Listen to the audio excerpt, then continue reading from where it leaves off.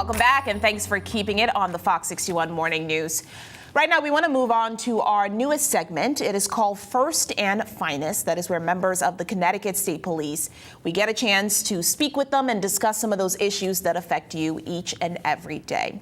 Well, of course, today is a Memorial Day weekend, and it is looking a little bit different this year. So joining me this morning, we have Colonel Chris Lewis of the Environmental Conservation Police. He is joining us from East Haddam to discuss these changes. Good morning. Hey, good morning. As we are approaching this day, I mean, it is supposed to be a beautiful day out there, but things are not the same, to say the least, this year. How has it been going out there for you guys as you watch the weather get warmer and people are starting to come out more and more with the state beaches as well as the parks? With the warmer weather and during this pandemic, we've seen a huge increase in visitors to our state park. A lot of first-time visitors discovering the state parks. Forecasts for today and tomorrow look really nice, so we are expecting capacity crowds at several of our state parks, especially the shoreline parks with our shoreline beaches. We have opened those to swimming at this point, so we are expecting large crowds there today and tomorrow.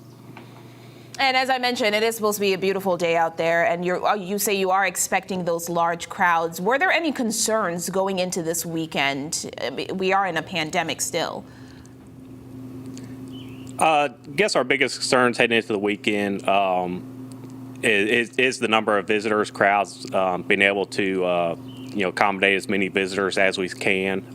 Once our parks reach capacity, we do close those to any further visitors. So we just encourage people to stay abreast, monitor our social media feeds, have a backup plan. So if you do come to a state park and it's closed by the time you get there, have another plan to go to. At this point, when the park is closed, we do close it to any visitors, whether you're driving in or parking on a side street and try to walk in. We're not allowing that at this time. So if you come early. We encourage people to come early.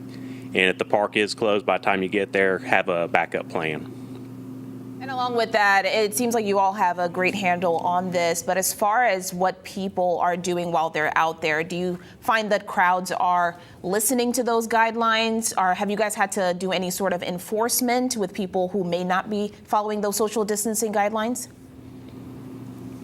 As far as enforcement, basically what we've been doing is just educating people. If we've seen a few cases where groups aren't adhering to the social distancing guidelines, we just seek to educate those groups, and so far everybody's been compliant and cooperative. As long as we keep having that support from the public, we can keep our parks open, keep them safe. We are, especially on our shoreline beaches, we are stressing the social distancing. So if you're going to come to the beach, we ask you to set up 15 feet from the person next to you on the beach.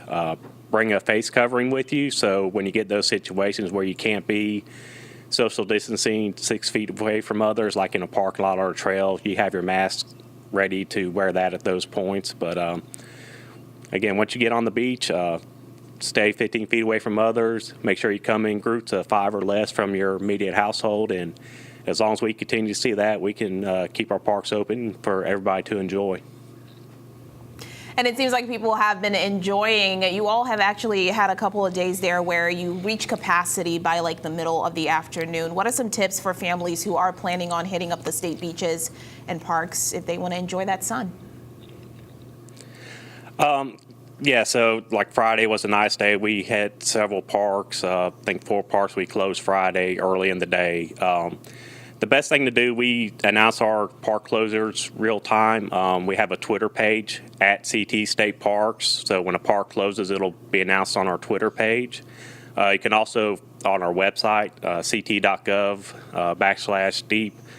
we have a parks page where we list closures there too. We also added a new feature on our webpage called What's Open Outdoors. So it covers not only our shoreline state park beaches, but we also got information from a lot of our municipal beaches, so all the town beaches are listed there, whether they're open at this time or closed or not. So it's kind of a one-stop shop if you want to find out which beaches are open at this time. And of course, this is not just a Memorial Day thing. We are heading into the summer here in just a few weeks. Some things you all may be putting in place or things that you all are looking forward to as we head into this summer with things having to be a little different than usual. Yeah, heading into the summer. So again, our shoreline beaches, they're open for swimming. Our inland state park beaches, those are closed for swimming still at this point. They're just not large enough to support the crowds with the swimming. As we head into the summer, this weekend's usually the kickoff of our boating season as well. So we are anticipating large crowds out on the water. This is usually the weekend, the first time people put their boats in the water. So just encourage those people to go through your boats, make sure they're operational, good running condition, and double check all your safety equipment. Make sure you have a PFD on board for everybody on the boat. Thank you so much for joining us this morning. And of